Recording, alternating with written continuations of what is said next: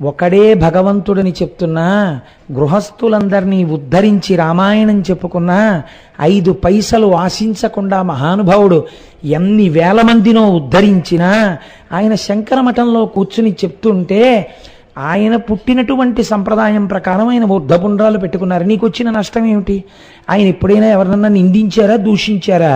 10 మందితో మంచిగానే మాట్లాడారు. ఆయన శివానంద లహరి చెప్పుకున్నారు. నాకు తెలిసి శ్రీభాష్యోపలాచార్య స్వామి వారు అలా భేదంతో ఎప్పుడూ మాట్లాడలేదు. నేను మా దొరగారు వెళ్ళి పక్కన కూర్చుంటే ఎన్ని మాటలు దక్షిణామూర్తి స్తోత్రం గురించి, శివానంద లహరి గురించి మాట్లాడారు. వారికి ఉత్తరాలు రాశారు కొంతమంది. నువ్వు వైష్ణవుడవు, నువ్వు శంకర మఠానికి వచ్చి ఉపన్యాసాలు ఎందుకు చెప్తున్నావు? ఇది శంకరాచార్యుల వారి మఠం, నువ్వు చెప్పొద్దని.